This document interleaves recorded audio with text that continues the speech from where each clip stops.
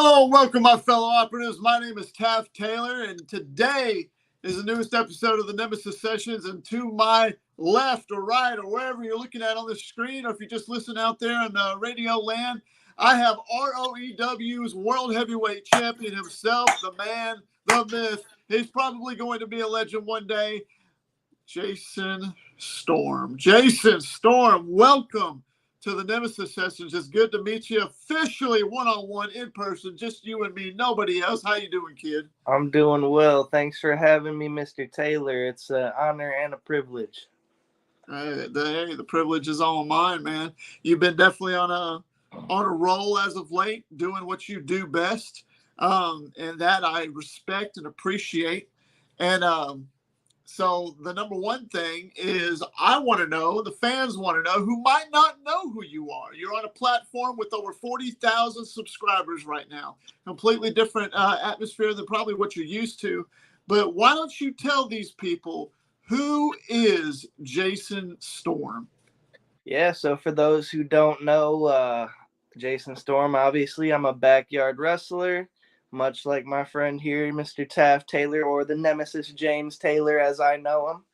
I'm mainly on a channel called ROEW Backyard Wrestling on YouTube. I'm the current ROEW World Champion. I wrestle a little bit in CBW. I've been to OMW or Omega Michigan Wrestling. And yeah, I'm kind of like new on the scene, if you will. I've been at it about 9-10 months, trying to make a name for myself, trying to hit as many dream matches as I can, try to see what everybody in the scene's all about kind of deal. So that's kind of my deal. They call me the wild card because I can come on here and be calm. I can be yelling, creative, all of that. I try to be a little funny sometimes. It doesn't always go over well, but you know how it is. Yeah. I actually remember the first time I met you was over on Tom Bryce's show. And I remember when I first met you, you were kind of too chill for me. That's just my personal opinion. And I wanted to see if I could light a fire under your ass. And I'm not saying I have all the credit in the world, but I believe ever since I said that, I've seen a little bit more fire out of you. I don't know if my words meant anything or if it was something else. It doesn't matter, but I will say that I think I've seen a little more fire under you. What do you think? I would say so. I think it was kind of funny because that show, I actually did a taping in CBW that day, so I was like running off fumes at that point. I had drove basically from 4 a.m. to Indiana, wrestled a few matches, drove 5.5 hours back, got home at like 11. I was drained on the podcast, but I like to think that some of the comments from you and other people have kind of motivated me a little bit to kind of bring that spice out and kind of show everybody what I got. Like a lot of people back then were talking about I'm just commanding respect and all that, and I kind of wanted to prove everybody wrong that I don't just expect for people to respect me, but I want to earn people's respect in this business, in this community, because, and I'm not trying to toot my own horn, I think I am one of the top level workers in backyard wrestling, even though I've been doing it for such a short amount of time. I've beaten names like CJ Black, Jack Delta, Captain Law, and the list goes on, JX. So I like to think that I'm kind of making a name for myself, showing people what I got in character, out of character. It doesn't really matter. I'm kind of just me. Like, I do kind of have a gimmick, if you will, but it's really just me. Like, I just kind of tune it up a couple of notches, if you will. Sometimes that's the best way to do it, man, is just to be yourself. Sometimes that's the best way to get the best gimmick out of somebody, is to just turn the dial up, turn that volume up on you. Because that's how I am. I do the same thing. We got a few little comments. Dave C saying, awesome, brother. In Michigan, hell yeah. Jocelyn Habit running in here saying, hey, what's up, Jocelyn? We got Tennessee Backyard Wrestling saying, hello, everyone. What's going on, TBW? And then he said, how did Jason start doing this? Well, I mean, that was going to get to my next question. He kind of beat me to it. When did you first get into wrestling, Jason? And when, what made you finally take the stab at saying, you know, I want to try it? So, it's kind of funny, actually. It's a funny story, and this will be a little kind of out of character, if you will. But I've been a wrestling fan my whole life. I started watching like 2006. I remember the first WrestleMania I watched was WrestleMania 23. Strangely enough, it was in my hometown, Detroit, but my parents didn't want to give me tickets because they were sky high price at the time, so I had to watch from home. But ever since then, I've been like an avid WWE fan. I watched TNA back in the day. Not so much AEW now. I try to kind of keep up with it, but I work late nights, so it's kind of hard to watch any wrestling now. But I met this guy at my work. His name's Chris. A few of you people might know him as the good guy CJ Black, and me and him were on the same team at work, and we kind of just got to talking about wrestling and all that. So we kind of bonded over that, became friends. And he mentioned that he used to run ROEW back in the day, and he was kind of looking to get like a one last match in, if you will. And I don't know if you guys are familiar, obviously, with the new AWL GM, Hillbilly Tilly. But he was calling out Hillbilly Tilly and trying to get him to come up to Michigan for a match, and it wasn't really panning out. So I don't remember like who kind of sparked who's first, but eventually it kind of was like, well, fuck it, I'll try it out. So we, kind of took my first bump, and I'm like, shit, I don't know, It was a little rough, wasn't it? It was a little rough, wasn't it? Oh, yeah, no doubt. I was like, what the hell am I getting myself into? CJ already coming in here. He actually wanted to say, not here to put myself over. Just want to hear Jason Storm and what he has to say. But, Jason, you think you could talk to management and get me out of this battle royal? Don't feel like I need this. Uh-oh. All right, so you want to bring the character out, CJ. You know damn well you were banned from facing me for this ROEW championship because I beat your ass in a last man standing match.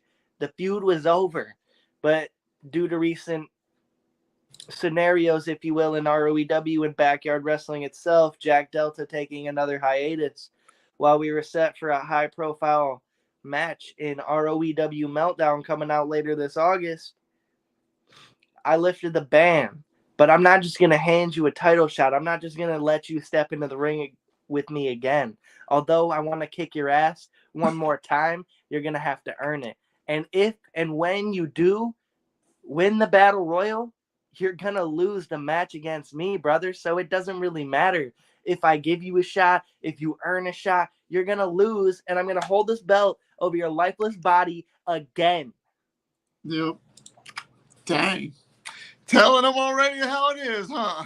Gotta let them know, man.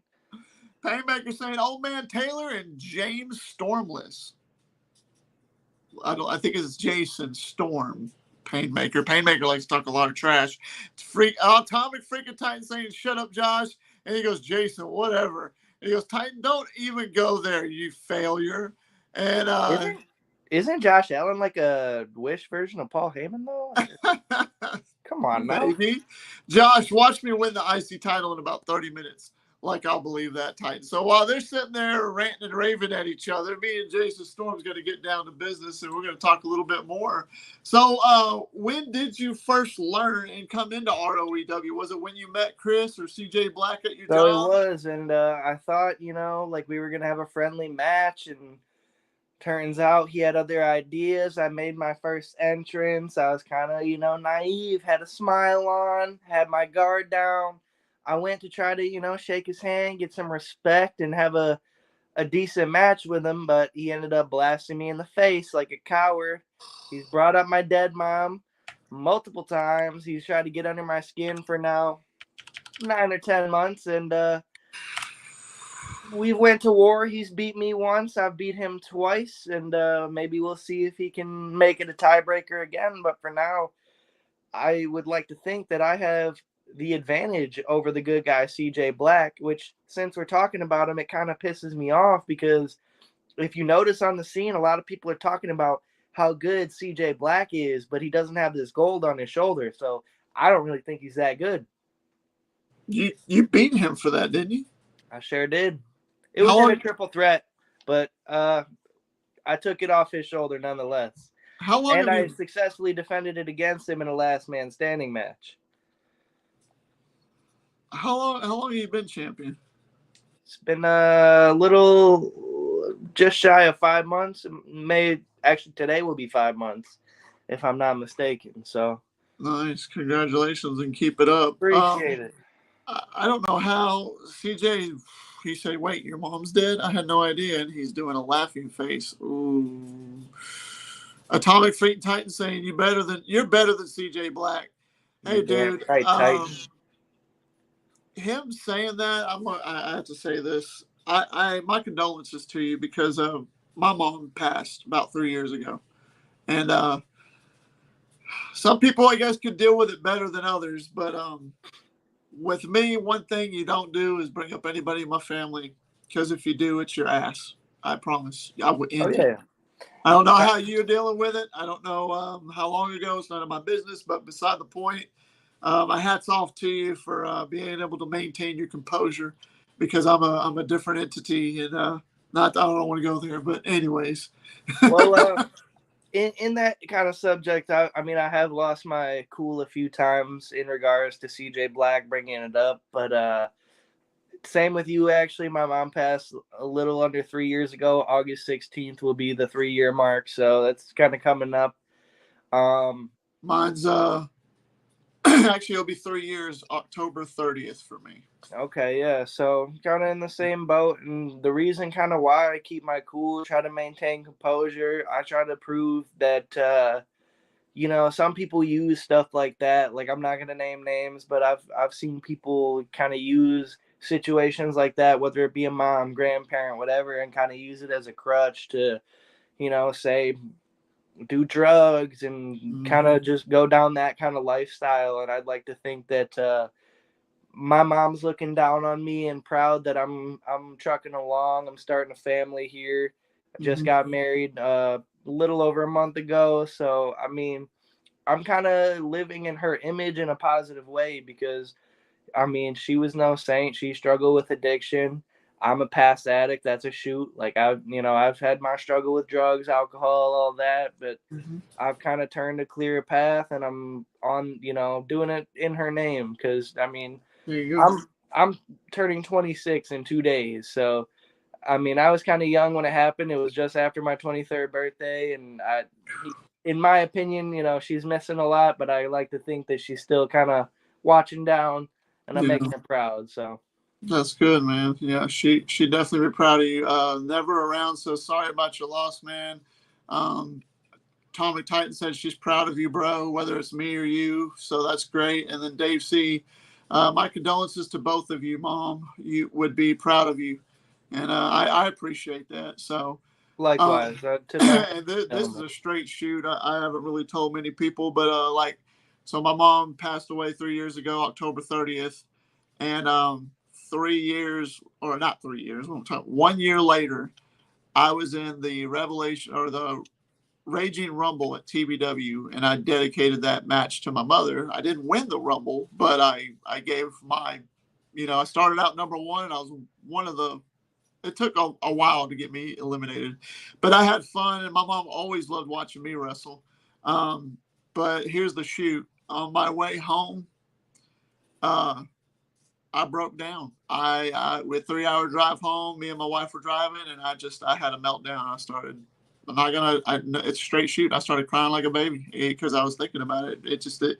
I get that way around that time. So every match that I do, I dedicate to her because she always. When I was doing my backyard wrestling back in the early days, I remember I'd be out on the trampoline or on the ground. If I was near the house, she'd be looking right through that window watching me. Yep. And I'm sure your mom would probably be the same. She'd be proud of whatever you're doing. So my condolences to you.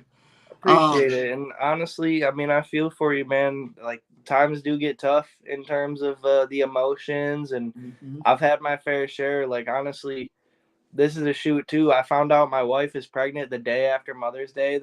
It was the third Mother's Day without my mom, so I'm kind of taking, the baby and all that as a blessing from her to Oh yeah. kind of move on from that section of my life. And I always tell people, because a lot of people will say like sorry for your loss, and I do appreciate it, but like the Lion King taught us, it's the circle of life. And now it's my time to kind of give back in that way as a parent and give lessons that she's taught me and even transcend that and come up as a better parent is my goal. So I mean, the first match I wrestled was a Detroit Riot match against CJ Black, and that match was dedicated to her.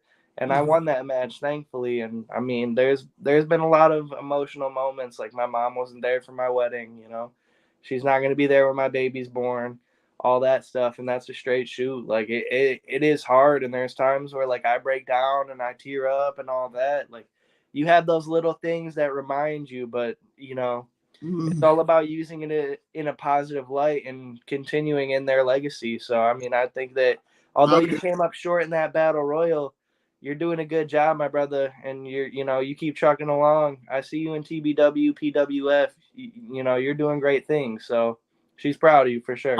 I appreciate that. It means a lot. Definitely for sure. I guess CJ's trying to be a good guy. He said, "Okay, that was out of pocket. Respect to Mama Storm. I'm a good guy."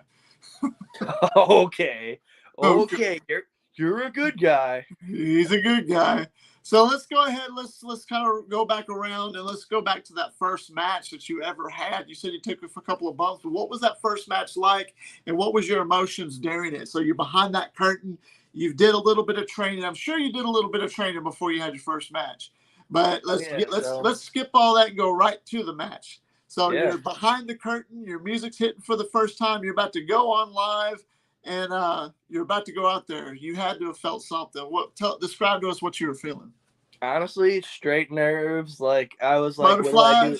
Yeah, like what do I do for my entrance? You know, how are people gonna perceive this? I kind of thought at the time like people are gonna hop on the internet and just it was gonna be a roast fest, which it is. A lot of people talk about. I'm a ginger. I'm balding. It's all no secret. Nothing I haven't heard before, but it was straight nerves. I didn't know like obviously the main goal like behind the curtain is to protect your opponent. I was nervous about hurting, obviously CJ, although I mean in character I want to blast his face every day of the week. You want to make sure that you're a safe worker and that you're taking care of your opponent. So I think we did a fairly good job in doing so. I think although the match is good, I haven't watched it in quite a while because I mean I've put on quite a few other matches since then that I'm much more proud of. But for my first go, I think it was quite a good match. I think I kind of I don't know how to word it correctly, but kind of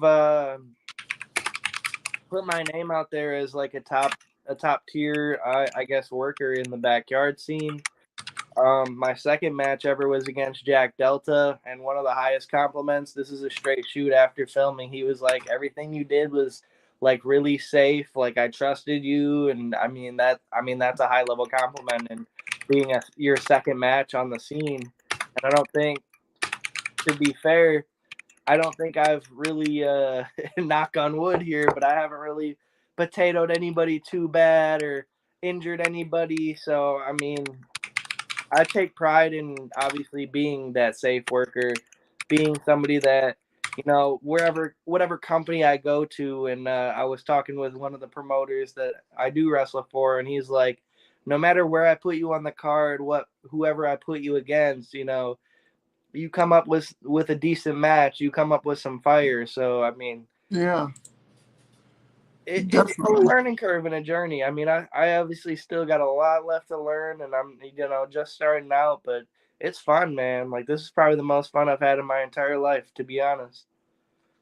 Well, that's the number one thing. As long as you're having fun and you're enjoying what you're doing, and the number one thing that we do in this business, I mean, it really depends on the person, but most guys, myself included, is to entertain the audience. Exactly.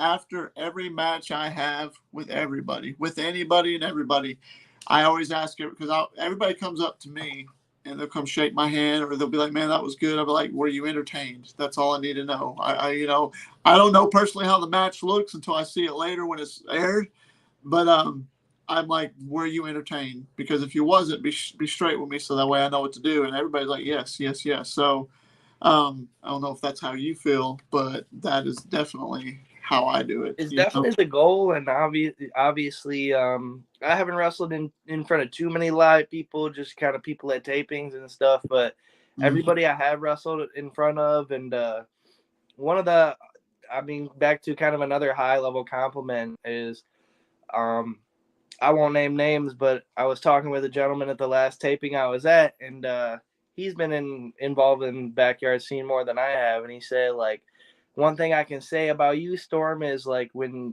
you come through the curtain, you're a completely different person than you are in the locker room. Like, you put on that show, you are like, you live your gimmick when you're out there from curtain to curtain, and a lot of guys don't do that. And I get it, like, it's backyard wrestling, a lot of it's, you know, kind of untrained, not at the highest level, if you will, but like I take it seriously. Like, I want all my stuff to look like I'm wrestling in the 20 by 20 WWE ring. Like, I just came out in front of 20,000, 100,000, whatever it is. Like, I'm living that gimmick when the music hits. Like, I'm behind the curtain, I'm getting in the zone. Like contrary from the first time, I was nervous. Like, I do get nervous, but it all kind of wipes away when I bust through and I'm just in character doing my thing. Like, it kind of comes naturally to a point where I'm just like, okay, like, I know like my move sets, I know my abilities, and there hasn't been like a time where I'm like, okay, I don't think I can do this, I don't think I can do that. Some stuff might not look the best, and you know, it's every match is a lesson in terms of if this doesn't work, if a move doesn't work, which is funny. My Mag 8, the flatliner that I do, that started from a botch because I used to do a running DDT. And my first match with Captain Law, I went to hit the running DDT, and the communication was just slightly off, but I just went for it and hit a flatliner instead. And I was like, okay, that kind of is like better than the running DDT in my opinion in a way. So I'm going to roll with that. Right. So everything kind of, you know, is a lesson from the last. Nice. We got a couple of comments. Let's the good guy CJ Black said if it wasn't me talking, I'd say one of my favorite matches was Black versus Storm 2 for the title. Just wish it was in the ring we have now. Were there any comments to that? Yes, actually, I'm very proud of that match. Don't get me wrong, and I know CJ thinks differently, but I think our last man standing match is a little bit better than that one. Maybe it is because it was the first match in the ring, all that, but I think story-wise, the last man standing match told a little bit better of a story. I know CJ, he's kind of the master critic of his own stuff, so he'll like a match and then 2 days later he hates it, which I mean, to my point, there's quite a few matches I've had where like at the time I'm like, okay, that was good, and then you watch it back and you're like, man, what the fuck was I doing? So I think Storm versus Black too, like curtain to curtain, that's a beautiful match. Like, I like the kind of the story arc we had there with Delta, or not Delta, excuse me, with C Money return during that match, and it was beautiful. I think that was one of the best super kicks I've ever taken, so that was fun. And Titan says he feels that. I'm always my biggest critic and always think I could have done this or that better. And he goes, I mean, Drew's Claymore was made from a botch too, I believe. Yeah. I didn't know that personally. So yeah, it was when he was doing the 3MB stuff, he said his pants were too tight. So he kind of just came up with both feet instead of doing like a big boot type deal, and he just rolled with it from there. I bet he was trying to go for the big boot like what Test used to do. Right. I don't know if you watched back in the day, but Test, that was his finisher, was a big boot. Like he run and he had the best big boot ever, in my opinion. But hey, if Drew was doing that, but his pants were messed up, and then he did that Claymore, I mean, happy accident, in my opinion. Exactly. So, because people love that. I mean, but it's so crazy too, because I mean, I was in retirement for a while, and then I get pulled out of retirement because of Anthony Steele, and it was the first time I ever taken a Claymore because I never took one before, and the sumbitch hurt.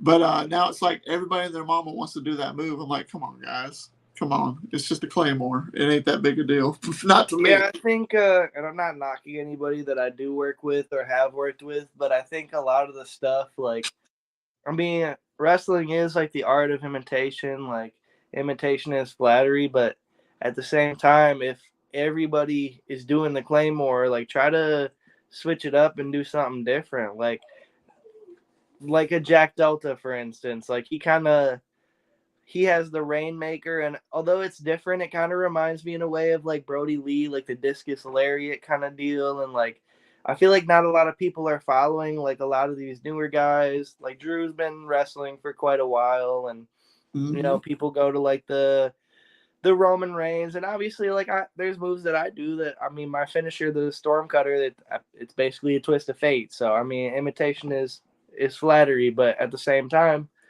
I feel like a lot of people are starting to get comfortable doing the same move set. So that's why, and like when I work, I try to switch it up and do different stuff. Like I do the flatliner. I don't see a lot of people doing that. I do, like I said, the twist of fate deal. I mean, I know you have a better spine buster than me. I mean, I'm trying to get to that level, but when I see you do that spine buster, I'm like, damn, that's good. So You I like do my that, spine buster?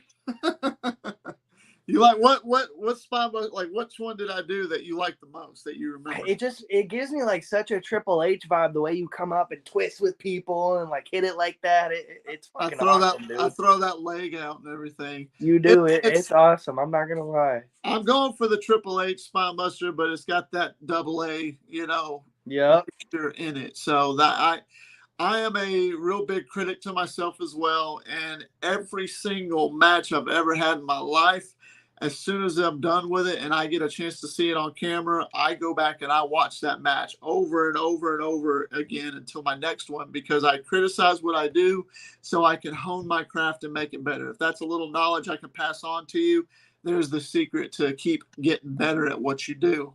I used to do the spine buster and it looked like shit. The very first time I ever did a spine buster was on a trampoline, and I went for that Farouk type from APA, the Acolytes, from the old WWF days, where he'd pick them up and then slam them down. But then I was like, I want to do it like Austin did, where he picked them up and then slung them like an Alabama slam. Right. I digged it, but I was just like, you get Austin and Triple H. You haven't heard this. A lot of people have, but you haven't. But if you put Austin and Triple H together, mesh them together, you get me. I don't get why people say I'm like Stone Cold. All I do is the stunner. I don't say give me a hell yeah. I don't say that's the bottom line. I don't think you've ever heard me say it. I know a lot of people haven't. I just raise the bass in my voice and talk louder than a lot of other guys. There's some people in the promo wrestling world that says I put on my dad voice. But I'm gonna go into that a little bit, because I do see a lot of people shitting on you in the scene and saying like you're a Stone Cold ripoff, and I think TBW in general does have a niche, and kind of like, in my opinion, it is like sort of a parody, but at the same time, like not everybody in TBW is straight like ripping off of another gimmick. Like you have Gage Flair, and this isn't a knock on Gage Flair at all, but I mean everything he does screams Ric Flair, and I do see like a lot of similarities with the Stone Cold with you, but at the same time, you're right. I haven't seen like a hell yeah. You're not like ripping catchphrases and all that. You're not, popping out middle fingers and beers and doing all that. So I mean, I get it, but I don't do middle fingers, but I'm not drinking the beer. I just now started doing a Luthez press because nobody in the backyard does it, and they said, "Hey, why not try it?" So I've been doing it. I've only done it in 2 matches that people have seen. That's a true fact right there. I've never done it before those. And then other than that, I'm a brawler, but that's my wrestling style. I'm a brawler / technical. And that's where you get the Austin and Triple H together. Because if you really watch me when I'm wrestling, I do a lot more Triple H style than I do Austin. I literally just do a stunner, and that's it. I mean, I do Triple H's spine buster as my signature. Every once in a while, to show my strength, I'll pull out an F5, but I never finish nobody with it. You know what I mean? Right. It's been a while since I've done it too, but I mean, you understand where it's coming from. And I think in general, like a lot of people that kind of shit on the next person, and this doesn't even just go for you, but just everything I've been seeing on like Instagram, just on Tom's show, plugging SportsWire for a second.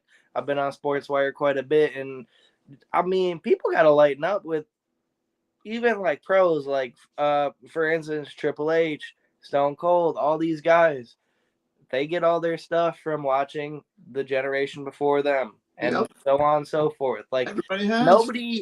nobody in this business is 100% original and doing their own thing. Like I'd like to think, in terms of like gimmick for myself, nobody really does what I do simply because I'm literally just myself. I just, talk a little crazy, smack my head, yell a little bit, and but when it comes to like in ring, I'm doing all moves that I've seen other people do before, just like you do, just like CJ Black, for instance, does. If you think about even like a modern example, CM Punk, the GTS, he literally admitted to ripping that off of Kenta, I believe. So, I mean, There it is. it's fucking wrestling. Yeah. CJ says you do run into the ropes and forearm drop too. Hey, I do that because I'm really good at doing that and I like to do it.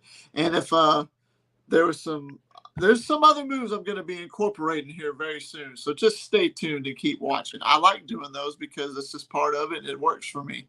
TBW coming out saying Rick is Gage's idol. LOL. I know it's a knockoff being Flair, but he is trying to play more homage to the man. But yeah, everything is usually not original, like you said. I mean, even when it comes to the stunner, look at Kevin Owens. Kevin Owens is doing the stunner. He can't do it as good. He can't do it as good as me, but he's doing the stunner.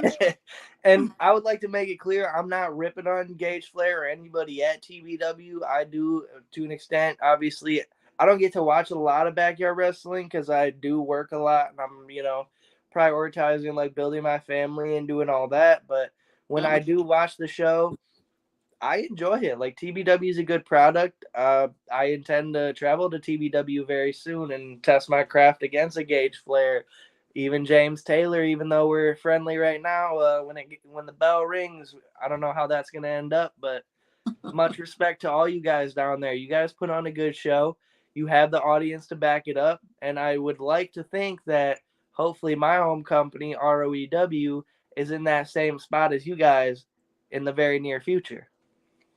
Oh, I know, bro. Respect to you, brother, is what they said. So, but yeah, you're absolutely right. Shout out to Jay Wild. Yeah, Jay Wild. Jay Wild's a good guy.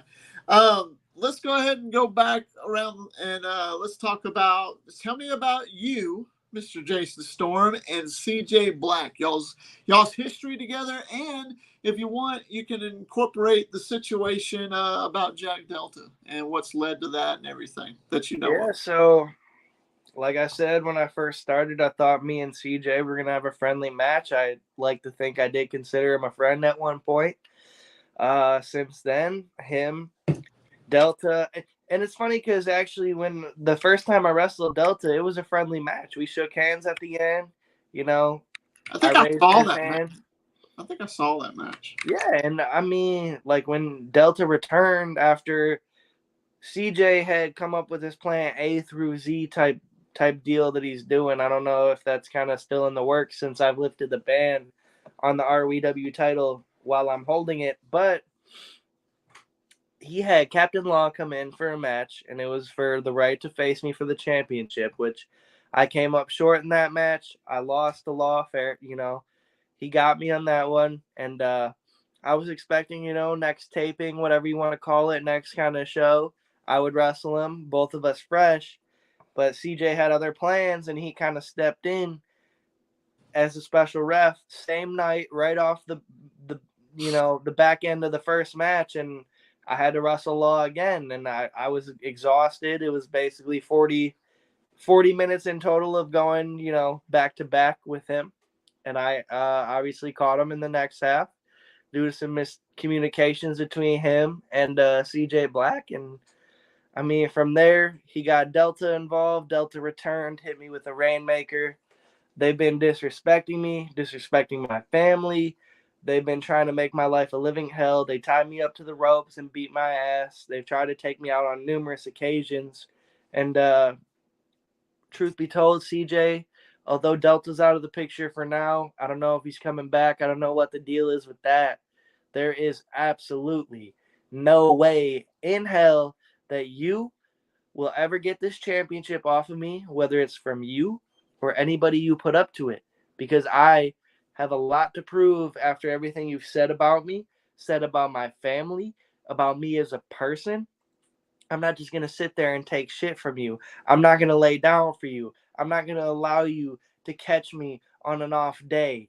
I'm on my A game. I'm in the gym training. And when I hit the ropes, when I'm in the ring, it's game on. You're not catching me off guard. You're not beating me for this title. I don't want to say I hope you win the Battle Royal in ROEW and earn the shot to face me, but I really would like the chance to beat your ass one more time. So you better bring your A game to that Battle Royal, and I will be watching very, very closely. So you probably in ROEW could say that CJ Black is your ultimate rival right now, huh? Oh, no doubt. No doubt. It's been like since day one, we've been at odds as it seems, and it seems to be like there's no end. I thought after the last man standing match I'd be able to move on from CJ Black, but I mean, and I'll give him credit for this. He has other plans. He's a little bit smart. He's not a good guy, but he is smart. He keeps coming up with new ways to involve himself with me, although he keeps saying he doesn't want to be involved with me. He does. He wants to be in my spotlight. He wants to hold what I have, and it burns him every single night that I'm the top guy in ROEW and he's not. Dang. Dave says, yell it, show who you are, Storm. TBW saying, I'll watch the rest of this later. And IC special is coming on. Enjoy y'all's night, gentlemen. And thanks for your support, Storm. So there you go from TBW. Absolutely. And I'd like to make it known to TBW. I don't know if they're tuning off right now, but I'll be watching that Intercontinental Championship tournament very closely myself because I'd love to see who wins that. Because, like I said, I plan on coming down there very, very soon. And that new Intercontinental title looks very beautiful. It would look even better right on this other shoulder. So we'll have to see what happens with that. I've been getting a lot of questions lately, and emails and text and messages on Instagram and TikTok and YouTube, just blowing me up about when I'm coming back to TBW. And I keep telling them, I don't know if I am or when I am, be honest with you. I guess I have to have a good reason. I mean, I've been anniversary passed, and I come off a defeat with the Prophet, but it doesn't mean that me and the Prophet's story is over. You know, I mean, he may have won the battle, but the war is far from over. So stay tuned to that, because I don't know when I'm coming back. You know, I got to have a good reason, I guess. But this ain't about me. This is about Jason Storm. Ladies and gentlemen, this is the Nemesis Sessions. You've been listening to the ROEW champion himself, Jason freaking Storm. Man's got 10 pounds of gold on his left shoulder right there. James Taylor fears ADT. I don't know if I really fear STD or not, but I make sure I take all my vitamins, and I say my prayers. So thank you for that word of advice, good guy CJ Crack. So let's go ahead. Let's go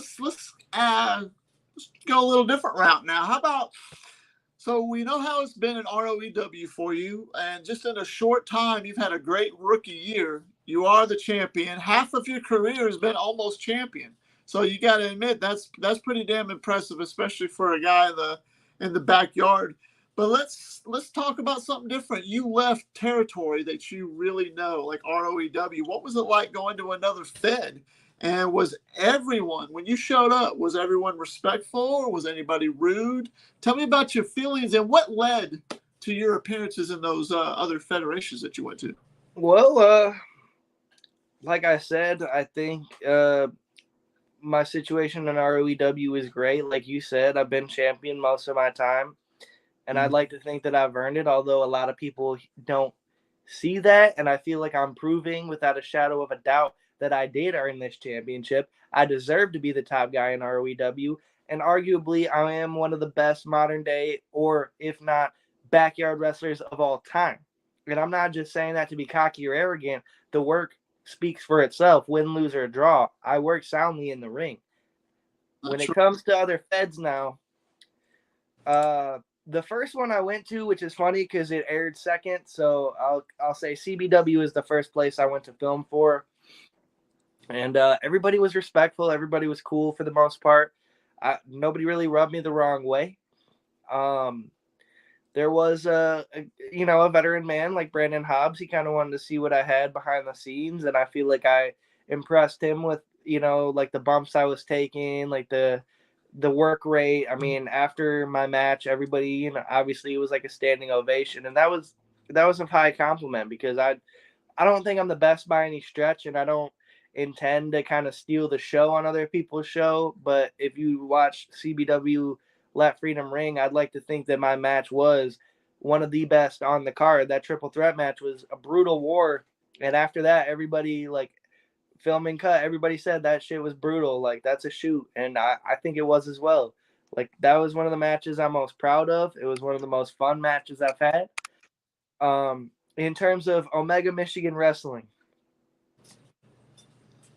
I'd like to say that my time there, obviously, I'm the reigning, defending Omega United States champion, although I don't have my belt with me right now. It's lost in transit or something. Oh, that ain't good. Yeah, we'll have to figure out what happened with that, but I'll have it back very soon, probably by the next taping or so. So, and this is a shoot, and I'm not naming names, but there was one individual that kind of did rub me the wrong way. I won't mention his name. And I think there's a kind of a stigma with and not to shit on an Anthony Steele or anybody, but these guys that hit the indies and then they come back and they're coming back to the yard. They think they're the top guys. They think they don't have to put in the work and they don't want to put on good matches. And I felt kind of rubbed the wrong way because I was excited to put on a good match with a certain individual, and I don't think I got the time or the effort from that person to do that. Much respect to everybody else there. I worked with Delta down there. I mean, I've worked with him in ROEW, but it's always sound working with Jack Delta. I worked Mikey Blackheart down there in a triple threat. That was very fun. Just the stuff that I've been doing in and out of ROEW, like it's fun to me, and I take it seriously. I try to put on that game face. I'm a little drained today, so I don't have that fire that everybody usually sees. But I mean, watch my stuff. It speaks for itself. Like I am like a firecracker in the ring. And one person I am gunning for, I'll make it known on the podcast right now, whether it is in ROEW or Omega Michigan Wrestling, is JX. Because I beat him once, but he's holding something that I want, and it's the Omega Michigan Wrestling World Heavyweight Championship. And although I love the United States title on my shoulder, I'm trying to add one around my neck, around my waist. I'll wrap belts around my ankles. I'm trying to be dripped out in gold wherever I go. I'm aiming for CBW gold. I'm aiming for Omega gold more so than I already have. And if I show up in TBW or anywhere else, it's going to be more of the same. I want championships. I want that Intercontinental Championship.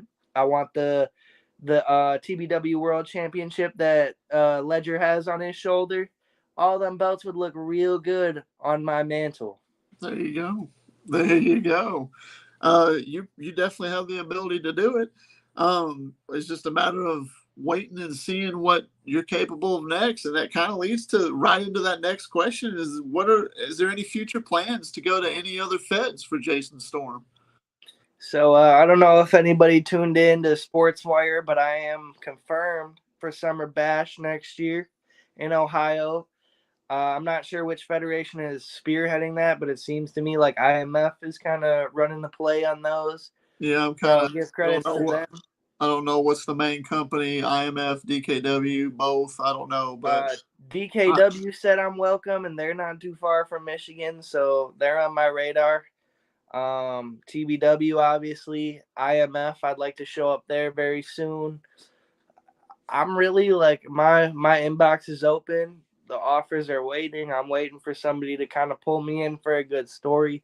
I'm all about good matches, good stories, and out of character. I'm kind of switching back and forth from in and out. So excuse me, but I don't really mind winning, losing. I don't expect. This is a shoot too. Kind of going back with Jack Delta. My second match ever, Jack Delta put me over, and I felt bad about that just because I felt like I hadn't earned that yet. But I mean, I think now, so like my ability speaks for itself, and I feel like I am in the position to where whether it's ROEW, CBW, I can hold the top prize wherever I go, and I am like a top name or draw in the backyard wrestling scene. I think a lot of like when I was coming back from SummerSlam, walking through the parking lot, somebody literally was like, "Is that Jason Storm?" And like, it was one guy, but like that even impresses me to like people see what I'm doing, people know what I'm about, they believe in what I'm doing, and when I step in the ring, they obviously know I can go. And I mean, like I said, I'm back training. I'm in the gym lifting weights. I'm I'm a busy guy. I work a full-time job. I wrestle on the weekends, starting family, trying to close on this house. I'm doing it all. Like I am literally doing it all, and I'm holding this championship still. I've had a little losing streak lately in ROEW. Thankfully, I've still hold on to the belt. Hopefully, after Meltdown, it's more of the same, and my reign continues because I do aim and plan to be the longest reigning ROEW champion of all time, over CJ Black, over a C Money. And I think just in terms of whoever is willing to kind of throw an offer, and I'm not really willing to go to places where they have like unsafe workers or they're not really about telling a good story in terms of like my name and my image, because a lot of places, and I'm not knocking anyone in particular, but a lot of these companies want people to come in to put over their top guys, and I'm not driving 9 hours to, stare at the lights for a Roman Reigns ripoff. And I mean, you can I know who and exactly what you're talking about. exactly. And like honestly, when I first kind of bumped into that scene and that kind of individual, I was more than happy to kind of start working a program. I think if you watch Tom Bryce's show, so you see me kind of hop on there and talk my shit to him. But the more I think about it, the more I value, kind of like a Stone Cold did with the Brock Lesnar deal. And not that he wasn't willing to do a job, but it has to be for the right reasons. It has to be for the right story. And I have to feel like the work that I'm putting in is being valued from the people that are wanting me to come down.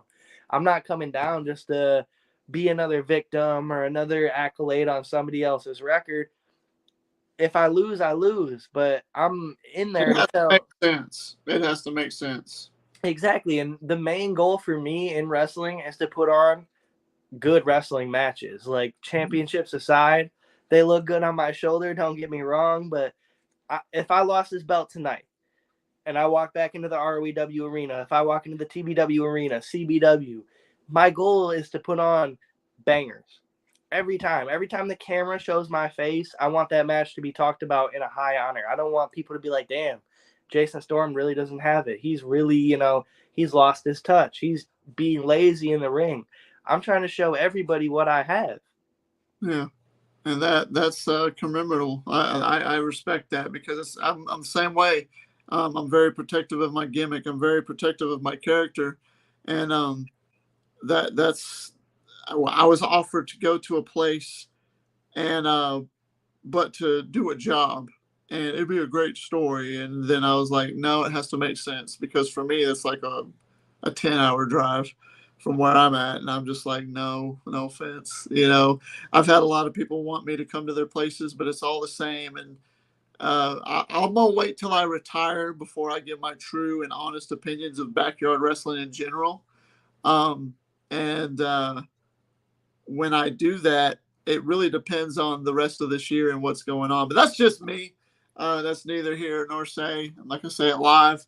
But Jason, like I said, you have an impressive, and this is coming from a veteran, and not to blow a bunch of smoke up your ass, kid, or to fill your head full of ego like CJ Black sometimes is. But you've had a very impressive rookie year, and it's got my attention. It's one of the reasons why I watch ROEW, not just you. I watch CJ Black too. As arrogant and out of whack as that guy is, I do like his work. But Yeah, I he like can go in the ring. I'll give him that. um, so that leads to me asking you, just in your personal opinion, and that's with anybody in the backyard community. This is backyard wrestling, not indie, not pro, just backyard wrestling. do you, Jason Storm, have any, and if so, who, dream opponents that you would love to have a match with?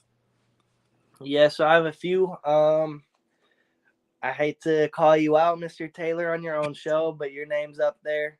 I'd Yeah. love to go one-on-one with you, see what who comes out victor, whether it's for this title, whether it's not, wherever the ring is, whatever fed it is. Aaron Blaze comes to mind. ADT, although he's just kind of burst back onto the scene, he comes to mind. Although I faced him before, and he's an ROEW original, he's come up with a new attitude recently, and I kind of want to see what C Money is bringing to the table after our first encounter, because I think that was kind of shrouded with, CJ Black influence. Atomic Titan comes to mind. Ledger Shade comes to mind. There's plenty of dream matches out there, and I know I'm missing a lot of them, so forgive me. I know I kind of bitch and complain on Instagram about people keeping me off their list, but it's been a long-ass day for me, everybody. Trust me, if you think you deserve a match with me, you're probably on my list. So, Well, you saying me that, I'm honored for that, and I appreciate that and respect that. And hey, never say never in this business, right? absolutely. Never. And I wouldn't mind tying up with you, even if it's just a friendly I'll competition. throw one out there because I just worked them in a six man, but both Soja GP and Omen Black from IMF. I'd like to take both of them on one and see what happens. Yeah, that's definitely interesting. A lot of people want to see me and Soldier go at it. Why? He's got some stiff punches, man. He can kick some ass. You see my right hands though, haven't you? Oh yeah, oh Yeah. yeah. I'm not afraid to give them, but you ain't experienced them yet, so that's a different story. Exactly, exactly. I'm going to kind of do something a little bit different with a question for a host or for a guest, and I'm curious to know, because of where I'm at ever since that anniversary, if I was to ask you, what does Jason Storm want to see next from the Nemesis James Taylor and TBW, if he would even care to see anything next? What would it be, or do you want me to just pass on to the next question? No, I'll address that. In terms of TBW, I think a lot of people I see, and like kind of how I mentioned earlier, talk shit about you and say you're a ripoff, and I'd like to see you come back, prove them wrong. And I think you, although you kind of lost to I'm Prophet. drawing a blank. Yeah, the Prophet. That's what his name is. My mistake. Like I said, it's been a long ass day, but You good? you come off from a loss from the Prophet. I think, like you said, there's a lot to tell with that story. He's a great in-ring worker. He's actually on my list as well. And I think you could make a run for that any title you want in TBW, whether it's the new Intercontinental title.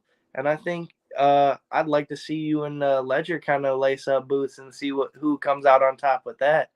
I like to see somebody take that championship off of him. I think he's got a stranglehold on that and the United States title. And I'd like to see somebody take at least one of those belts off his shoulder and knock him down to size. If there's anybody that can do it, it'd be me. But clearly, I think TBW sees why they have not put me against him. And it might be for a specific reason. I have no idea.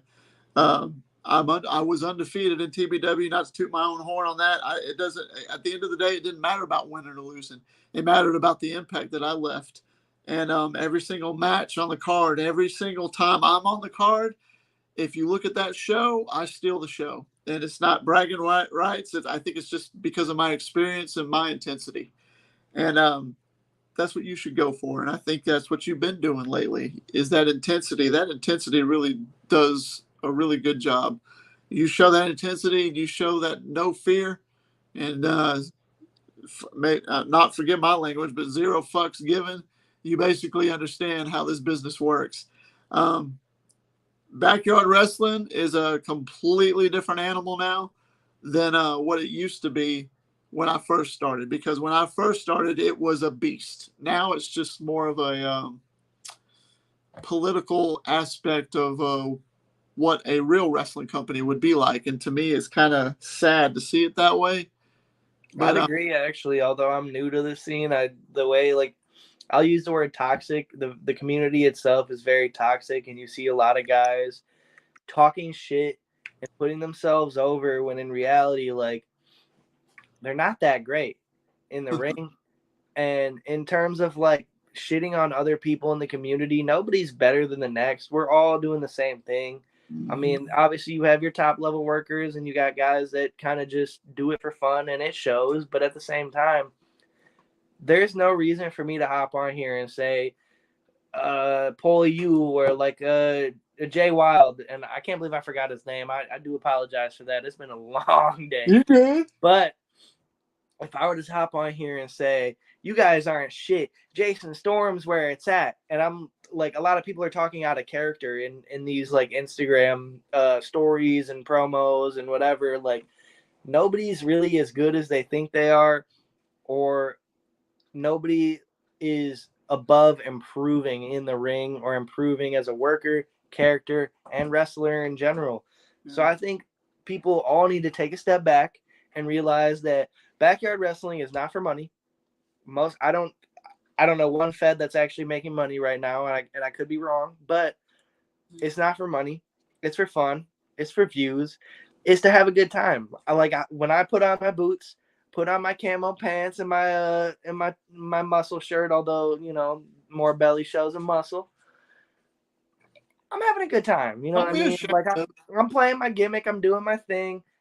Like I said, I'm having good matches. I'm having a good time. Like, I don't think I'm better than anybody in this community. I do like to think that when people talk about modern backyard wrestlers, my name is up there in the list of people that can work, can show talent, can show like a good character, good in-ring work, decent promos. I could be better sometimes with the promos, but hey, like you said, it's my rookie year. I got a lot left in the tank to prove in this business, whether it's pro, indie, backyard, whatever it may be. I think a lot of people need to just take a step back and realize what we're actually doing. And this community should be to grow each other, to support each other, because you don't get to like a TBW with five plus K subscribers, probably even more by the time we're talking. But last I seen, I think it was 5K, 5.5 or something like that. You don't get to that overnight, and you don't get to that without having support from people. Like, even for my own example, like, I have almost 200 followers on Instagram right now. I just broke 115, I think, on TikTok. Nobody would be following me if I didn't have a platform. And I'm thankful for my platform. I'm thankful for the people that run ROEW and see, talent in me. Like, kayfabe aside and character aside, like, I'm trusted to hold this championship belt, and that's an honor to me. Like, I don't think I've necessarily earned a damn thing in this business, although I have in my own right. Like, I show up and I prove to everybody that I'm willing to put in the work, and that's mainly what it should be about. People have been doing it for a couple of years. They think they're the shit. They think they're the best, and they think they can shit on the next person. And I think it needs to all kind of go back to more of like we're doing it for views. We're doing it for fun. So have fun with it. Don't, you're not Stone Cold Steve Austin. You're not The Rock. You're not the Ric Flair. And that's why, like, and no offense to you, Mr. Taylor, because when we first met, I kind of was taken back by, some of the comments you had, and character or not. I think a lot of people, I take exception to some people telling me like, oh, I have advice for you and I have this. Well, show me what you've done in this business for me to be like, okay, what you're doing works over what I'm doing. And to your credit, there is a lot of stuff that you're doing that works. And I have a lot of respect for you. I've gained a lot of respect for you.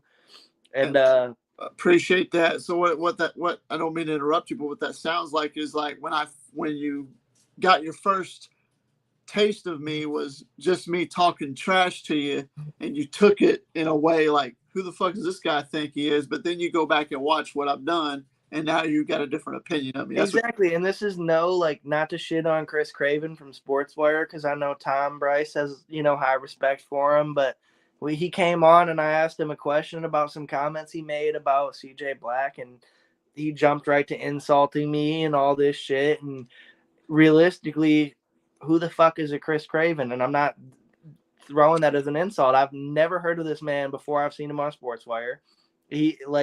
And I'm all for taking advice, and for people that have done this and have better success than me, I'm all for listening. But if you're an asshole, kick fucking rocks. I don't care what you have to say. Everybody deserves respect in this business, and I don't shit on anybody, and I don't come on here and to when I say like I don't know who you are, it's not to knock you. It's I genuinely don't know who you are. So if you have advice for me, that's cool. If you want to come on and be a dick and do whatever, and excuse my language, I don't know kind of what your parameters are with that. We probably should have discussed that before, but I'm not one to sit there and be like, okay, well, you're going to be an asshole, but I'm still going to listen to you. Like, I'm going to be like, all right, kick rocks. Like, I'm not patient enough to listen to people that want to, hop on here and insult my hairline and call me a ginger and all this. Those are insults I heard from 14-year-olds working at McDonald's back in the day when I was managing at McDonald's. You ain't telling me nothing new. So Right. come up with something that's actually going to hurt my feelings if you want to try. Because the whole receding hairline, I've been on that for years before I even had the long hair. There it is. Just some people are going to hate because they're jealous of the success that you have. And I don't even want to say, like, for instance, people are jealous of me because I am new to the scene, but I think a lot of people like, oh, I've been doing this longer than you, so let me school you. But at the same time, like, come with respect is all I'm saying. Like, I'm all ears, but come with some respect, because as a man, I'm not taking disrespect from anybody. I'm just not. No, and you shouldn't. You shouldn't at all. Don't let anybody walk all over you. Open your ears to listen to who might have advice for you and whatnot, but at the same time, um, don't believe everything you're told. It really depends. Do your homework too. Exactly. Kind of like what you did with me. Okay, so your personal opinion. Have you watched any of Craven Rage's stuff? I have. I've watched quite a few of Craven Rage's matches. So my question is, not to knock the guy, but at the same time, to knock the guy. Because I don't care. It really depends because of how you are and what my opinion personally is of you. Not saying my opinion is better than anybody else's. This is just how I see it. Craven Rage has 27 years of experience. James Taylor has 25 years of experience. Not because you're on my show. Straight shoot. Your personal opinion. Who do you think backs up more of their experience? Him or me? Your personal thought. I'll definitely say you, and not to knock you personally, Craven Rage, if you are watching, but if you have that many years of experience in the ring, I think the little kind of run you're having in WCE is getting to your head quite a bit, because a lot of the in-ring work, dude, you could do so much better, and I believe you could. In terms of promo work, I think you could do so much better. I don't want to insult you because I like you as a person. You're nice to me, like, outside of like character, and like we have talked about working programs before, and I'm still open to that. But at the same time, like, I'm not trying to shit on you, dude, but like I'm a better in-ring worker than you, in my personal opinion, and that's not to put myself over. I genuinely, like, if I watch a Jason Storm match or a CJ Black match or a James Taylor match, dude, you don't compare, and I'd like to see you do better if you have those experiences. And like and I'll give credit to CJ Black behind the scenes. Dude is the biggest critic of not only himself but everything in ROEW. I mean, he's ROEW's like brainchild, like that's his baby kind of deal, and That's understandable. I'm the worker I am because of CJ Black and because of the way he beats in, like, literally just little things about working the proper side. And like, it can get annoying because it's backyard wrestling, and even I'm like, dude, shut up sometimes. But I do appreciate him because, like, all jokes aside, anybody can do this the wrong way, but if you make your stuff look good, that's why people bring me on like the Nemesis sessions. That's why I'm on SportsWire, and people don't like I haven't hopped on a Sports Wire episode after the my initial one and had Tom or anybody else be like, "Well, Jason can't talk. He can't back it up in the ring." It's all compliments to me, and I'm not saying I necessarily deserve that, but the way I work speaks for itself. And I think not only Craven Rage, but a lot of people in the community need to tighten up and kind of back up from their like character and their fed and their gimmick and their comfort zone and do some real research and watch some like there's training videos out there on professional wrestling and like how to do this safely and a lot of the stuff, and I'm not naming names, but you see guys get hurt because they're taking like wicked bumps, and some of them just look so, and this is what like kind of makes me skeptical about going certain places because I have a lot on the line right now. Like I have a wife, I have a kid on the way. Like I can't go and work somebody unsafe, excuse me, and get hurt and then I can't provide for my family. Like that's just not an option. Like I'm not making money from wrestling. I'm doing it for fun. So there's no way I'm going to drive 9+ hours, get dumped on my neck, and then what, I'm fucking paralyzed. If not, I'm in the hospital and out of work for however long or whatever the case may be. Like that's just not an option for me. So in my current situation, in my space, I'm going to be very picky about where I go, who I wrestle, and like my name value as a character, both in and out of character. Like as a man, like I'm not putting myself in jeopardy to wrestle like half-wits, if you will. Like it's not hard to, if I can get to the level I am in with no actual pro training, watching videos and practicing bumps, practicing running the ropes, practicing my moves off camera in 10 months, what if these guys that have been doing it for 3, 4, 5+ years, what are you actually doing? Like you're lazy. You're just being lazy. You're doing it for clout on YouTube, and realistically, a lot of these channels aren't even getting the views to have like a, and a lot of them are too, but like a lot of these feds, they're getting no views and they're putting themselves at risk in a way that's just unnecessary. Yeah. They don't want to put in the work. I've seen guys come to different places and they say, "Oh, I want to have a match. I want to do this." Okay, well, let's do some training, and they do like maybe 10 minutes, 5 minutes of training, and then they're like, "I can't do this," and they're out. I had a guy went out that was there live. He's been supposed to be training, and he watched me do that match with the Prophet the last time I was there. After the match, he came up to me. He goes, "Man, James, I'd love to have a match with you just like that." I said, "Okay. Can you take a flat back bump on the ground? Something simple like what I did." I mean, I did a curve, I turned everything. "Can you do that?" "Oh, hell no. I could never do nothing like that." I'm like, "Why not?" I'm like, "I'm 39 and you're what, 20, 21? You can't do that?" I'm like, "How much do you love this business?" "Well, I just started getting into it." I'm like, "Do you have respect for this business?" He did this. I'm like, "Then I'm not going to have a match with you." "Why not?" Right. Like, "You why think would you're you better waste than your me?" time and He's put like, yourself at risk? "Yeah." He's like, "You think you're better than me? You don't think I could do it?" I was like, "No, I don't think you could do it." I was like, "I don't think you could do it at all. You show me that you can do it, I'll have a match with you." But I'm the same way, and that's why I'm clapping for you. You pick your opponents wisely. Um, don't just work with anybody. Make sure you know exactly what you're getting into. I like to feel my, that I don't want to sound weird. I like to work with my opponent off camera before we go on camera so I can see how they play out, see how they work. So like if ever you and me ever met, it'd be no offense to you, but I'd expect you to do it with me too, and Oh anything yeah. do it with me. I like to lock up with you and try a few little things to see what we're comfortable with, and that way you can know one thing I like to take pride in myself. Anywhere I've ever gone, I am the safest worker anybody's ever worked with. I take care of my opponent because that's the number one thing to me. That's why I insist.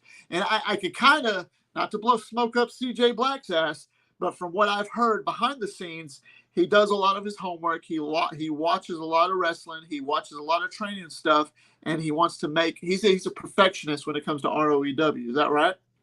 Oh yeah. That's exactly how I am. I don't run TBW, but I guarantee you, and I'm just going to say it as a straight shooter. If I ran TBW, it'd be ran a whole lot different than what it is now. And but I'm a super safe guy, and I'm a perfectionist. when it comes to my matches, I'm a perfectionist. And that's why I would love to come up there to ROEW. Maybe one day when I start getting my YouTube checks coming in and I can start doing the traveling I'm wanting to do, Michigan would be a place that I'd want to go if y'all would have me. I'd definitely come in there. I'd like to have, James Taylor versus Jason Storm one day, or James Taylor versus CJ Black, and so on and so forth. I'd like to go against the IMF guys. Never say never. And I'm sure it will happen regardless of either way. But that's what intrigues me to a company like y'all. And which, by the way, everybody that's watching this, thank you and for tuning in and whatnot.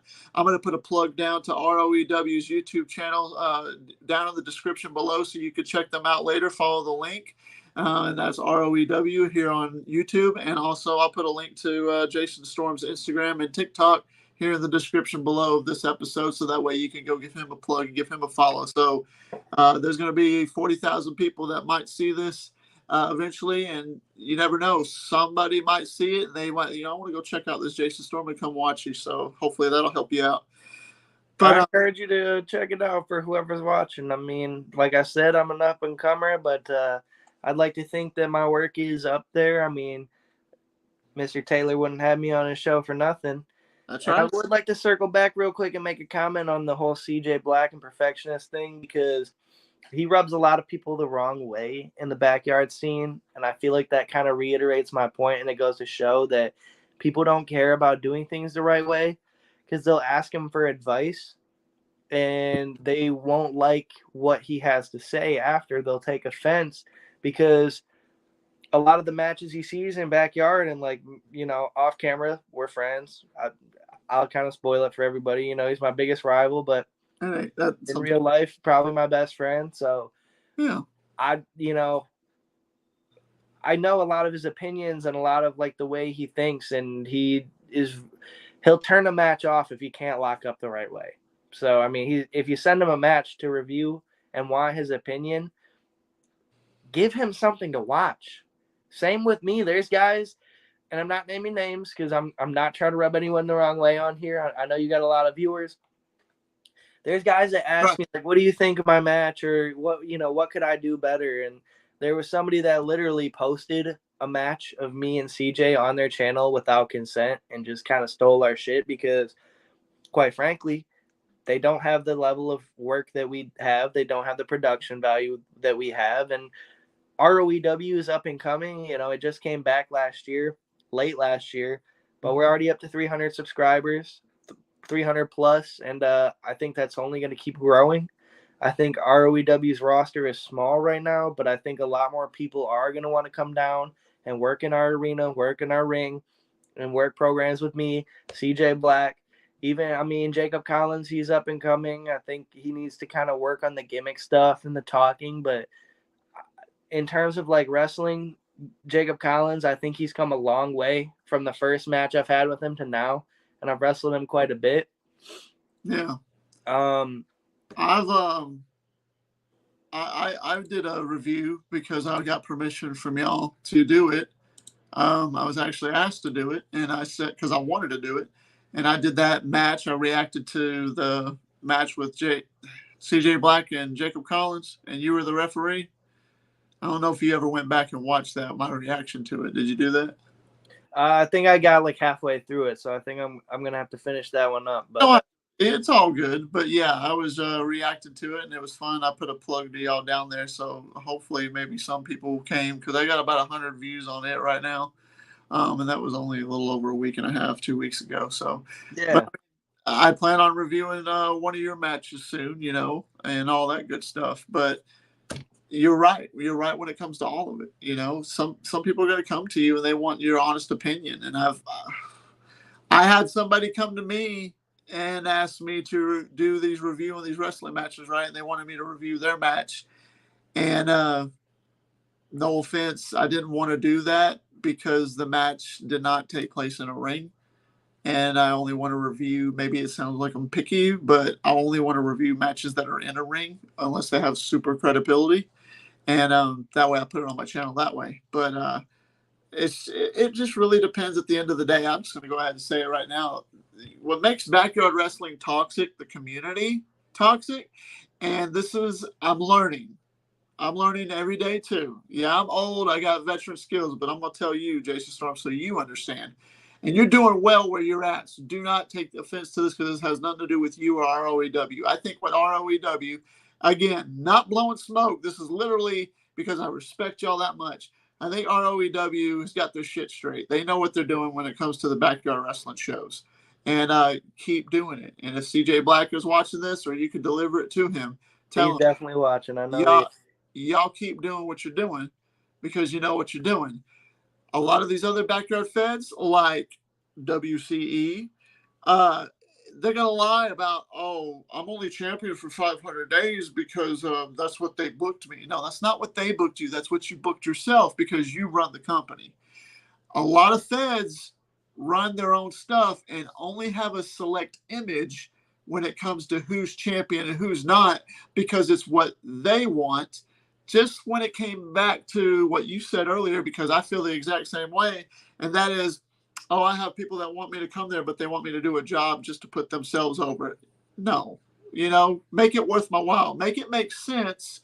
I come down, we run a preview, we run a couple of things, pre-record them, whatever. Make it right because that shows the respect you have for that person putting the work in your company.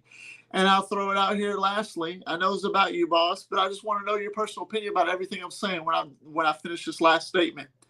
My situation in TBW, I've put in more work than 90% of that roster. I steal the show over the main event, guaranteed, because I have proof of it.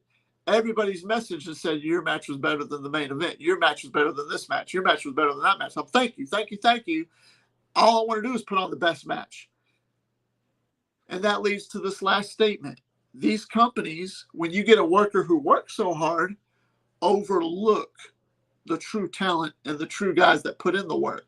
So it makes people like me question, why should I spend almost $300 round trip to come work for you and I'm not getting nothing out of it? Well, you're on our program. I don't have to be on your program. No offense. I don't have to be. I want to be, but I don't have to be because it's not doing nothing for me. I put my body on the line to entertain you guys, just like Jason Storm here is putting his body on the line to entertain you guys. It's got to make sense. Don't you agree, Storm? What do you take from what I'm saying? Maybe I'm just venting, but I feel like I vent too. No, and I'll kind of come back to like TBW for an example. Like I said, there's a lot of guys in TBW that can work, yourself included, but there's also a lot, and maybe I'll lump PWF in because it's kind of filmed same location. I've been told it's like the NXT of TBW. Like a lot of these guys have a lot of work to go and put in, and like some of the matches, like, and I'm not knocking the product by any means because I do enjoy it. Yeah. And I don't want to rub anyone the wrong way before I come down there or, what it is. But some of the matches look like people are, throwing pillows and like hitting soft, and like there's a way to make stuff look hard hitting and have it be safe at the same time. And I know there's been moves like for instance, I posted a clip on my TikTok of me big booting Jack Delta, but I didn't connect quite a bit, and I got a lot of shit for that. And to my credit, like I'm still learning, and I kind of did a shoot TikTok on there. Like I'm still learning, I've been doing this for a short amount of time, but at the same time, a lot of the stuff I do looks like it could hurt. And like you're putting on a wrestling show, you want to make it look like you're fighting somebody, like you're getting your ass kicked. Make it look like that. Don't make it look like you're hitting the ropes all dainty, like, and coming back like a mile per hour. If you're going to clothesline somebody in the corner or splash somebody in the corner, I wanted to see a fucking truck hitting that turnbuckle. Right. I don't want to see you kind of into the corner, and I'm not naming names, but I mean, y'all know who you are working these like white ass matches. And I'm not saying potato people, and I'm not saying work super stiff to where nobody thinks you're safe. But when I throw punches and kicks, and I've accidentally potatoed people. It, like people say in the business, it's not ballet.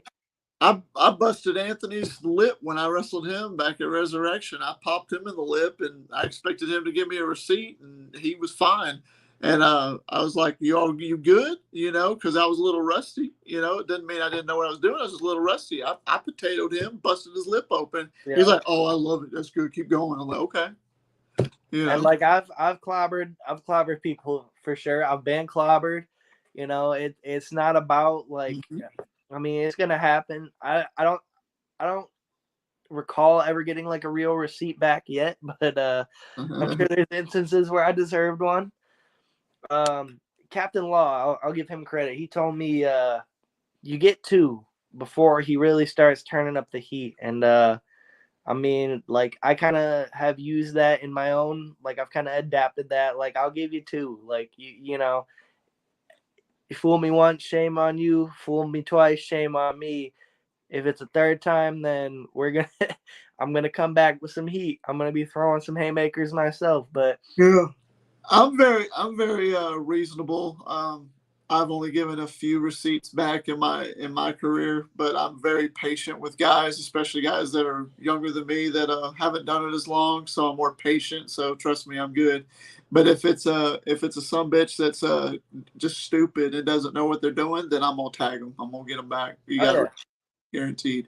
I like to make it known that I think I'm owed a receipt from Jacob Collins because I whacked the shit out of him with a kendo stick in CBW, and I'm just waiting for that man to come back with something. Rule of thumb: when it comes to weapons, rule of thumb. I don't care who's told you this. This is straight from me, and this is in the backyard world because I come from an era where they did not give 2 shits if you tagged them too hard or they tagged you too hard. You either take it or you just kick rocks, like you say. When it comes to weapons, there are no receipts. It's literally you need to hit them and show them that you mean business because that's hardcore. But if it's like wrestling and there's a tag and it's like enough to like, okay, don't do that again. And then they do it again, then there's a receipt. But if it's a weapon, dude, you hit that sumbitch that you expect them to. This is how it is. Whatever you give to an opponent with a weapon, expect at least the same back. Like when I did with the Prophet, like I did with Anthony, I broke steel chairs with Anthony and the Prophet, and I said, I expect you to do the same to me. You know, if I hurt you, do it the same to me. Because if I'm willing to do that to you, I want you to do it to me, and they've done it. I let Prophet just to see how hard he'd hit me in that anniversary match. He cracked me with that steel chair real hard. I said, I got you, because it hurt. And then I gave him a backbreaker on that steel chair and destroyed it. And he's like, okay. Like, yep, there it is. Now, I will say, because it's kind of funny, I was sitting in the crowd at SummerSlam last night, and I'm hearing dude behind me talk, and he's like, well, yeah, they pull weapon shots and all this. And I'm thinking in my head, like, I didn't say shit, but in my head, I'm like, every time I hit somebody with a weapon, if I hit somebody with a chair, I don't pull that shit. No. I'm nailing you. Like, I've been told by somebody that I have had one of the hardest chair shots to them that they've taken. So, I mean, and he's been around for a little bit. You can fill in the blanks of whoever you believe that is, but I'm not pulling no chair shot because it's gonna look weak if you pull it. It's just gonna look weak. Like the kendo stick with Collins. Law still says I owe him a new kendo stick, but I had to whack the shit out of him with it. My favorite weapon is a steel chair. That's my favorite weapon in any match. A steel chair is my go-to. It's because you can do so much with a chair, you know? Yeah, definitely. Well, let's go ahead. We're gonna get ready to wrap this up, and let's end it with a question. And then I want you to also say any final comments, or if you have any questions for me or for the audience. But my last question for you is, what's next for Jason Storm from here on out right now?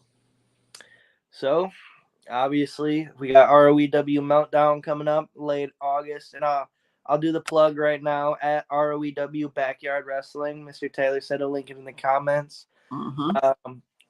Don't know who my opponent is anymore due to Jack Delta being injured.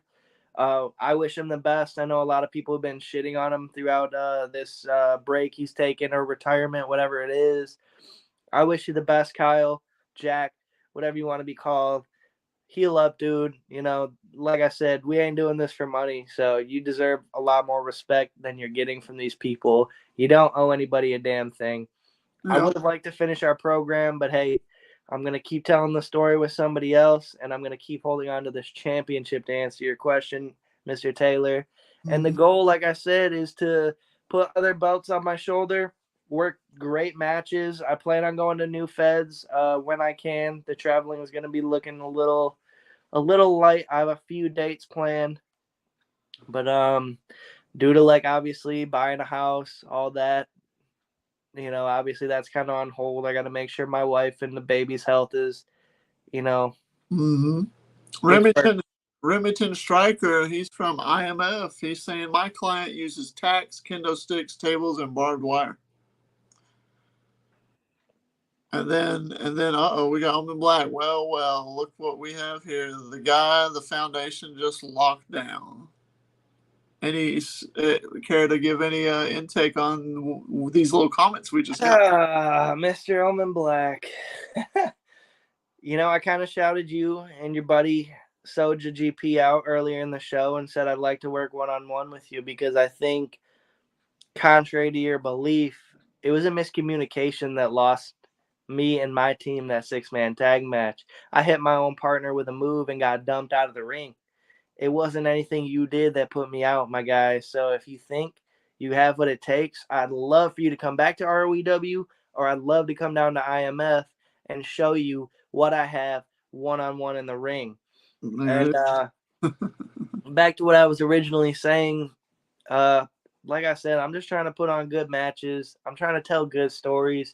I want people to believe in obviously the stuff I'm doing, the stuff that ROEW is doing. Although ROEW is my home promotion, any federation I step into, I kind of treat as my own. I don't like phone it in if I go to CBW or OMW. I feel like for Let Freedom Ring, and I'll plug CBW for this, Critical Backyard Wrestling, the last show, I put on a hell of a match in their main event. And I I'm proud of that. Like, my hands were on that quite a bit, and I'm proud of that match. Creepy Leech coming here saying, what's up? And before you go, Omen's saying, I hear you're going to be here at Summer Bash. If I were you, and for your sake, I wouldn't show up. And then he goes, how did those chops feel from Soulja? And like I said, Soulja got some stiff punches and chops. Those didn't feel great, but I'm lacking opponents for Summer Bash. So, Omen, if you're feeling up to it, I'd love to step in the ring one-on-one with you at Summer Bash, among other matches, of course. But to wrap it up, I guess, on my end, just stay tuned, man. I'm trying to kick ass. I'm trying to tell great stories. I'm trying to wrestle the best in the community. I mean, like I said, there's people that I don't feel comfortable working, and I'm not naming names, but obviously we've talked about one, you know. Do you got any questions for me? Anything that you want to know at all, or about anything at all that I do that you're curious, that you've never known, or curious to know? So you kind of asked me at the beginning, and I'll ask you, I guess. I'm the host for this one, ladies and gentlemen. What kind of got you into wrestling, and what made you take your break, and what brought you back into wrestling? I'll just try and sum it up real quick. Then WrestleMania 3. I'm as old as WrestleMania, by the way. I was 3 years old, flipping through the channels, and my mom put on Hulk Hogan versus Andre the Giant when it was live because her, which was my aunt, her sister said, hey, WrestleMania is on. You should check it out. My mom was a fan of wrestling in a way, not super big like me. So put it on, and I saw Hogan body slam Andre the Giant, and I was like mesmerized. So then I just started watching a lot of Houston wrestling, Dallas wrestling, and WWF at the time, and then some NWA with Ric Flair and Harley Race and them, and I got hooked. And when I decided I wanted to get into it was around the Attitude Era, 98. Actually, it was 97. I was 13 years old and I was watching Stone Cold come up and, you know, DX happening and all that stuff. And I was in the best time to watch the Attitude Era. I was a teenager going in high school and catching it right at the perfect time to watch it and understand what was going on at the same time. And it was big. And, huh? Everybody was watching back then too. Oh, yeah. So I'm watching it, and that made me say, you know, I want to do this because, believe it or not, old James Taylor back in the school days used to be real humble and to himself because he was scared of everybody, and I was really shy, and I got picked on a lot. And it was Austin saying, there ain't nobody that's going to stop me, you know, being the way he was, attitude, don't give a shit about nobody. And I had this bully, and his name was James Crunk. And weird name, I know, but he would always like push me up against a locker or try and trip me and pull my backpack, make me fall down, all kinds of bullshit like that. And there was this one day, it was a Monday Night Raw I watched, and Austin just got tired of something with Bret Hart. No. It was with The Rock because The Rock was acting all jacked and swelled up, and Austin just said, "I'm sick of your shit," and beat the hell out of him. And I something about that just said, you know what? If James comes up to you, let him have it. He came up to me and he tripped me, and I turned around, and because I was pissed, and I said, "Back the fuck off and leave me alone. Don't touch me again." And he did the bully shit. "Oh, what are you gonna do?" And I shoved him up against the locker, and I grabbed the locker door that was open next to me, and I slammed it into his face like a cage door. It hit him. It busted him open. Um, Counselors and stuff came up, brought us to the office, and they saw the whole thing because they saw him touch me first. So it was defense, but I still got a write up, or I still got in trouble, or whatever it was. I don't remember. So that right there, I was like, I need to start training and work out and try and do what I could. And then I did wrestling till about from the late '98 until 2000. I wasn't on camera because I was just practicing and practicing and practicing on a trampoline. Right. And then I asked for my 16th birthday. I asked my dad to get me. He said, "What do you want for your birthday?" I said, "I wanted a video camera. I want a video camera, and I had stereo already. My mom got me with CDs so I could play music. We practice entrances all the time on the trampoline." Yeah. He got a camcorder, and we recorded our first show. It was TWF, Teen Wrestling Federation, but then we called it Texas Wrestling Federation as we were getting older.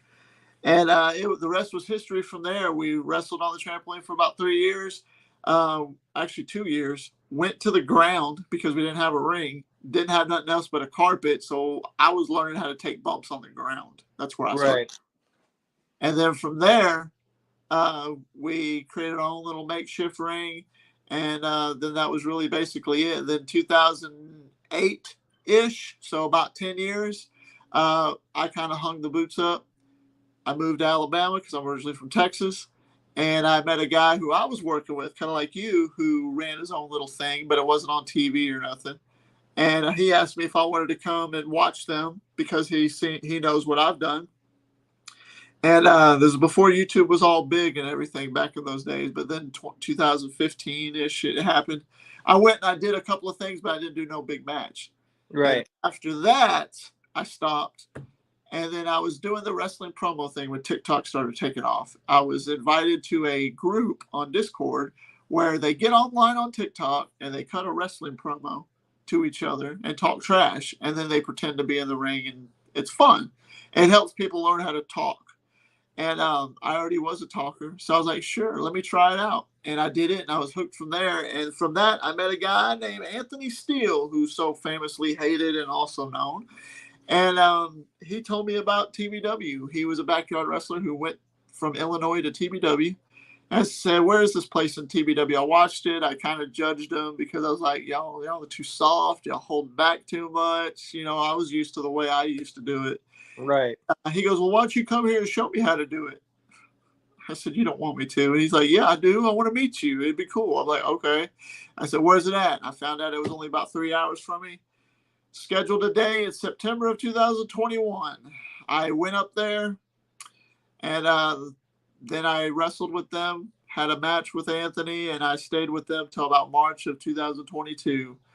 And after that, I took a big break. That's another story. I took a whole year break, and then I saw Profit coming up, and they said, "What, James? You think there's anything we could do to get you to come back and wrestle with us again? You know, we want to make things right."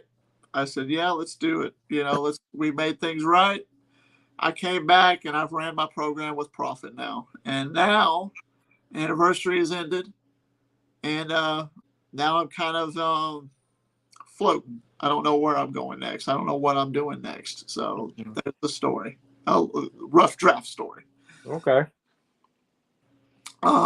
Real quick before we do that, Leach said, "I'm way older than you whippersnapper." Yeah, you are. I know that. Omen said, "I already locked you down once. I'm not going to waste my time doing it again." Uh-oh. He said, "But maybe Soldier will be happy to do the charity and give you a loss." Oh, he's talking trash. Soldier, Whether it's Omen or Soja, yeah. I'll see one of you boys in the ring, Summer Bash. We'll get in touch real soon and talk numbers, but I'll see one of you in the ring. We'll talk about that loss. Soldier said I would, but we already locked him down. And then he said, "But I am going to whip James Taylor July 6th. He really thinks he's going to whip me, but he isn't. I could get around 4 moves that you do.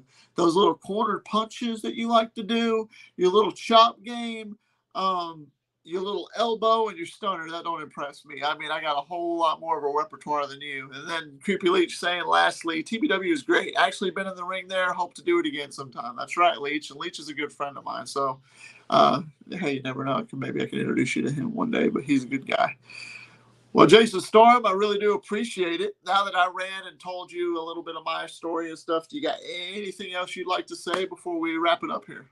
Yeah, I know you said you'd plug them in the comments, but I'm going to verbally plug jason.storm.byw on Instagram and TikTok. I do have a Facebook, but due to Facebook censorship, I can't post a lot there. I've already been flagged a few times, but ROEW Backyard Wrestling on YouTube, Instagram, TikTok. Stay tuned for Jason Storm. Stay tuned for ROEW. And Mr. Taylor, obviously, thanks for having me. I hope to see you in the ring very soon. Soja and Omen, I know you said you locked me down, but I beg to differ. So, gentlemen, we're going to talk about that Summer Bash, and whether it's Omen or Soja, I'd like to go one-on-one with either, if not both of you, very soon. Oh, yeah. Ladies and gentlemen, this has been the Nemesis Sessions, episode number 8. We have the ROEW World Heavyweight Champion, Jason Storm. Jason, I do appreciate you coming on here. Always a pleasure. My pleasure. Maybe we'll get to see you again in the future. I will definitely put those tags down in the description below, ladies and germs, so that way you can check them out later. Be sure to go follow ROEW and go follow Jason Storm on Instagram and TikTok. And until then, I will catch your asses down the road, and we will see you all later. Have a good one, y'all.